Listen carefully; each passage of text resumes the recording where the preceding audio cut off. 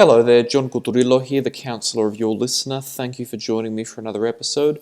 As usual, thank you to everyone who makes it possible for me to live my vision every day, be you a client who allows me the privilege of entering into your life to help you with your goals, or as a listener or supporter of the podcast. Thank you to all of you.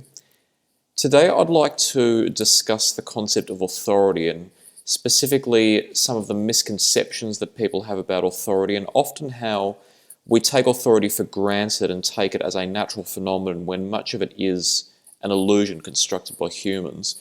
Now, before I begin, please be clear that I'm not going to tell you what to do with your lives, and I'm certainly not an anarchist and I'm not inciting disorder here. So remember to be a law-abiding citizen. Don't take what you see on the internet as advice on how to live your life. Be responsible. What I do want to encourage people to do, though, is think critically about the concepts that we discuss. Because even if we are living in an ordered society in which we have obligations to the law and otherwise, we can still think critically about ideas and be more critical consumers of information, because enhancing our cognitive skills is never wasted. To begin, we have to be clear that the only true dictator is Mother Nature, and by that I mean Mother Nature is the only force or the only influence over our lives that we truly can't defy. No matter how hard we try, no matter what we like to believe, there are certain workings of Mother Nature, the way that humans work, the way that the ecosystem works, the way that the world works at large, that regardless of any other factors, we cannot control, and we have to be willing to submit to those factors.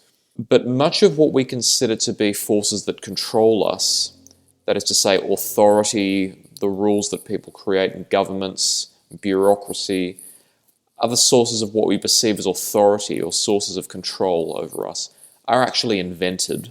Mother Nature didn't assign a certain power to the people who hold that authority that weren't assigned to the rest of us. The power is invested in them by the people who allow them to hold that authority, and they assume that they have power over other people, but the power isn't natural, it's imagined. And authority is not always a bad phenomenon. What we need to understand is that from an evolutionary standpoint, human beings need order and structure. Okay? As I've discussed on numerous occasions in the past on my program, the human mind doesn't function well when it doesn't have guiding principles. And unfortunately, most minds, if they were to lose the sense of structure in their lives and accept the notion that there's no such thing as objective truth, everything is simply an illusion, they would not function well. They would struggle to achieve goals on a regular basis. They would struggle to direct their behavior towards meaningful endeavors, because the sense of structure provides a crucial component in how we conduct ourselves as humans. So naturally, from that evolutionary need, a lot of people have needed guidance in the course of human evolution. And so naturally, we developed leaders and we developed followers, and we developed hierarchies and people to hold positions of authority in order to provide some of the sense of structure that we experience. And naturally, we also have different temperaments and different innate tendencies, and so certain types of people may naturally be more inclined to lead and others may be more inclined to follow. A lot of those inclinations can also be conditioned, which means they're not fixed, they're not inherently parts of us, they can be changed based on what we are taught and what we learn through experience. In a perfect world, this wouldn't be such a cause for concern, because the inclinations of different people to lead and to follow would complement each other, and if everybody had the right intentions and executed those intentions with perfect competence, there would be no abuse of power. Everybody would work in harmony with each other.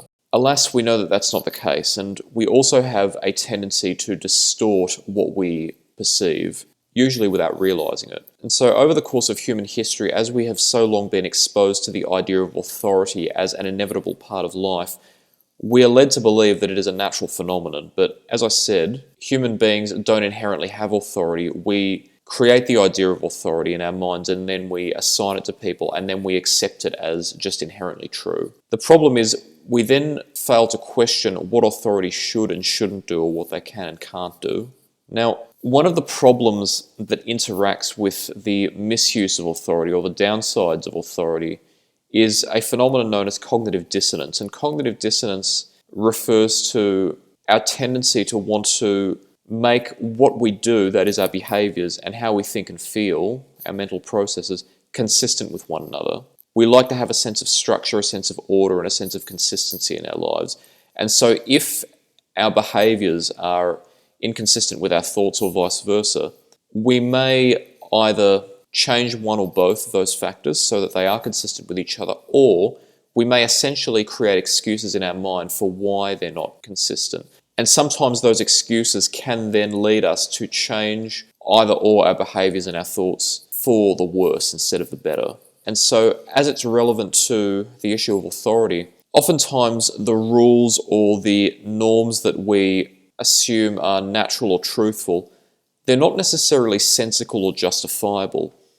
The problem is that because of cognitive dissonance and the fact that humans over such a long period of human history have essentially been conditioned to accept that rules are just natural phenomena and that they're just there for us to obey blindly, because our behaviors constantly indicate that those rules should be followed, cognitive dissonance leads us to then change the way we think about those rules to match our behaviors. And so even if a rule is objectively nonsensical or doesn't hold a lot of innate sense in it, the fact that we have constantly been obeying that rule leads us to believe and justify why that rule should exist. Now, we need rules, as I said, and we need rules to ensure that a society is orderly and that we respect each other, don't infringe on each other's rights. But we've all heard of situations regarding the law, our own workplaces, different organisations, in schools, in government organisations, etc. We've all heard of situations in which there are rules that simply make no sense and that we can see a way to achieve the practical and reasonable outcome that needs to be achieved without having to obey those specific rules by actually following a completely different process. And we've all reached a point at which we say we really don't know why these rules exist, but we would be in trouble if we didn't obey them. Now, how do we explain why so many rules exist if they don't make any sense? Well, there are a number of ways to explain them.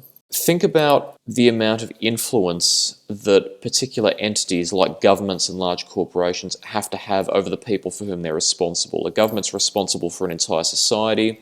A large corporation is responsible for everybody who works for that organisation, and they're also then responsible for the outcomes that they achieve for their customers or clients.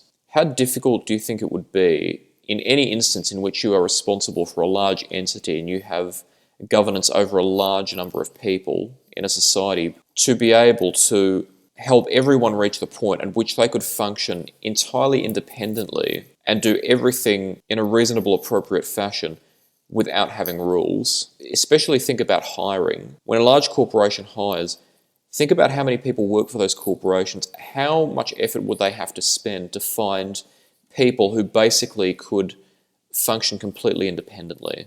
I can tell you a lot of those people probably run their own businesses because they don't want to be manipulated by corporate overreach. A lot of corporations, therefore, can only find people who haven't been taught those skills. I'm not saying they don't have them, I'll get to that in a minute. But people who haven't been taught those skills or are simply not willing to exercise them. It's the same issue with governments. Think about how many situations that large number of people have to manage on a daily basis. If you implement a rigid set of rules and absolutely mandate that everybody follow them, you greatly minimize the opportunities for mistakes or acting in bad faith because everybody has a definite means of determining what to do in a given situation. The problem with that, of course, is that often there are exceptions to certain situations in which those rules aren't reasonable. And often the people who are made to follow those rules realize it, but they're forced to follow them because they know they'll be in trouble if they don't. Now that brings me to another point. There are many people who will argue that people who work at the bottom of a corporate or an organizational hierarchy, for example, customer service staff, staff who work in hospitality and retail, people who are at the entry level, a lot of people will try to tell you that these people are essentially just inherently ignorant and incapable and they're not capable of doing any other job. That's the best job they can do. They tend to belittle those roles and they tend to belittle the individuals who perform them. This is a premature and highly inappropriate conclusion. Yes, different people do have different abilities naturally, and in every person there will be roles to which we're suited and not suited. There will be many skills we do have and many skills we don't have. But I'll tell you, a lot of how a person functions and a lot of the path that they follow in life doesn't necessarily have anything to do with nature. The problem is that when a person is not taught to think for themselves, they take everything for granted and they don't question things. They don't even, and they especially, they don't question themselves and ask themselves, can I be any better, or can I change, or can I do something other than what I'm doing? Can I follow my aspirations? Are my aspirations possible? They've essentially become reliant on what they've been taught to believe. And yes, some people are also not willing to exercise better judgment, but a lot of people simply haven't been taught to. So while yes, big organizations like governments and large corporations essentially do pacify people, and they hire people who are basically pacified and often don't think for themselves, I'm not suggesting that those people can't think for themselves, or that they're any less human, or that they're any less worthy. What I would ideally like to see is those people being taught to think for themselves so that they can have a better life, so that they aren't constantly being bullied by the people at the top of the dominance hierarchy. That would be good, and it is certainly possible, but I'm providing an explanation here as to why rules carry so much reach and why dominance hierarchies exist. It's not because people aren't necessarily capable, it's that people haven't been taught to properly exercise the faculties that they do have. But people do have the potential to do that. But the rules essentially provide in these situations a sense of consistency, where consistency is difficult to achieve because we have to have so many people working towards the same goal, but we can't account for each of their individual differences in the way they think. So we make rules that apply in every situation to every person, and it provides people with a definite means of just solving whatever problems they face. But as I said, this then has follow-on effects. People becoming reliant on other people's command then learn over the course of history to justify that command even when it's not sensible. And often what people do is they also justify rules with a false sense of security. We have an innate desire as humans for safety and simple answers. We like to think that the world is a safe, fair place. And if we were to acknowledge just how unsafe the world was, consciously, we would have so much anxiety that we most likely couldn't function. So we pacify ourselves with the false sense of security that phenomena like rules and governments and laws provide us. And we make justifications such as, well, if I just let the government take care of this matter, or if I just let my boss take care of this matter, everything will be okay. I won't have to worry about it. It's a case of out of sight, out of mind. We're essentially pacified to ignoring the real world implications and the issues from them that occur when we rely on rules all the time without any independent thought. Something else that people often also ignore, and this is an extremely critical point here, it's quite plausible that often we like to adhere to rules and seek comfort in them because the idea of freedom and having to think for ourselves is anxiety-inducing. If we had completely free will and we could do whatever we wanted, imagine how much responsibility that would be. There would be absolutely nobody to take responsibility for or rectify any problems that were a direct result of our choices. We would have to rectify any problem that we cause. Now, in reality, in life, that is actually still a fact. There are absolutely no guarantees that your choices will always lead to the outcomes you want and that will never cause you problems. Somebody could, in theory, make all the right choices and still face quite difficult life circumstances, and could still face consequences from other people, even if their choices are objectively rational and not bad in any way. There are no guarantees in life, but rules provide us with this false sense of security in the sense that, well, if I have these rules, then I don't have to worry about the choices I could have made because the rules stop me from making them. If I just have these rules and follow them, I don't have to worry about what consequences may result from me exercising my freedom. All I'm doing is obeying the rules. What happens in life isn't my responsibility. Now, of course, we should exercise responsibility. We should take responsibility for the consequences of our action, and we should act in good faith towards other people using our responsibility. But what's important to know here is that often we don't consciously acknowledge, and we're in many ways subconsciously conditioned to function based on the notion that we don't have as much responsibility for what happens in our life because we're simply obeying rules. And that in reality, we are often afraid of the responsibility that freedom and exercising our own choice brings. Consider the number of areas of life over which rules and laws take precedence. Think about the laws that, even on face value, seem to be overreached. Think about laws that enable censorship, what you can and can't say in public, what you can and can't say even to another person, what you are entitled to, what you're not entitled to, the fact that the situations under which it's reasonable for you to defend yourself and situations in which even when you are in danger that you can't defend yourself. Legal cases where one of the parties to the dispute commonsensically is in the right and very clearly they're the ones that have been wronged, but the law says otherwise and maybe they're held responsible, even if innate, objective, practical sense says that that person is still in the right.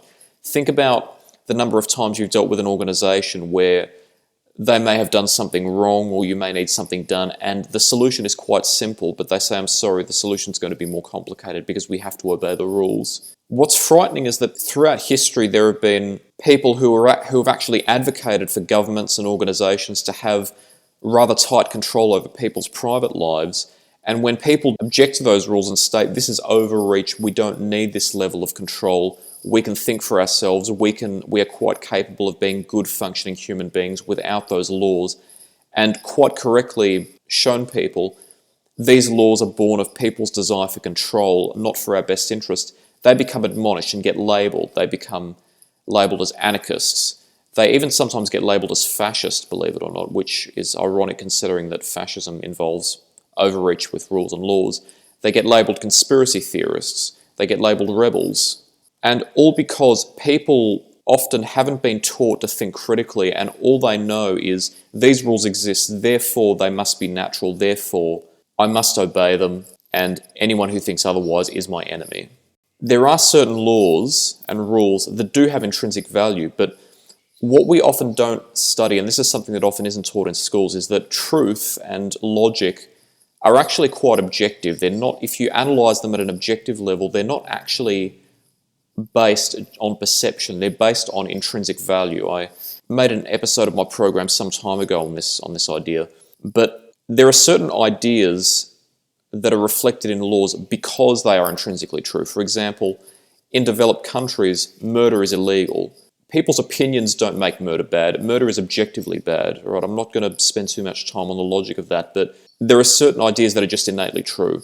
So is rape is bad, assault is bad, stealing from people is bad, deceiving people for your own benefit and hurting them is bad, abusing people is bad.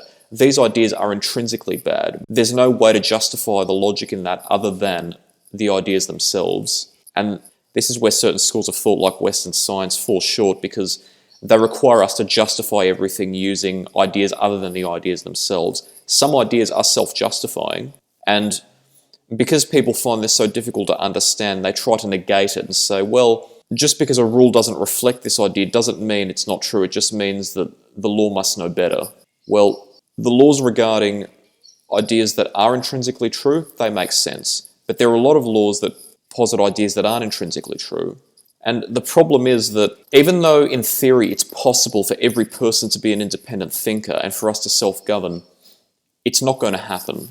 You are capable of being a good citizen while also thinking critically and understanding that certain ideas which we must obey aren't necessarily true, if you choose to believe that. But what I'm saying is the human race as a whole, just based on statistics and the fact that people have innate flaws, I don't believe we will ever reach the point at which we can all behave in perfect harmony with each other, where enough of a majority of us do what is necessary for us to be able to function and not need rules because we just know what's right and wrong. And what's also particularly dangerous if we were to eliminate rules without having a solid base of independent thought on which to rest is that human thinking is based on precedence.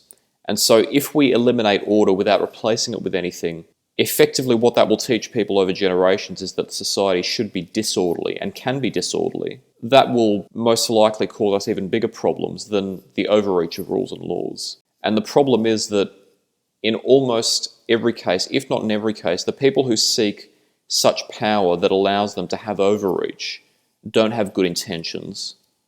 Okay, it's just the way that the human mind works. A person can't have perfect control over their own life.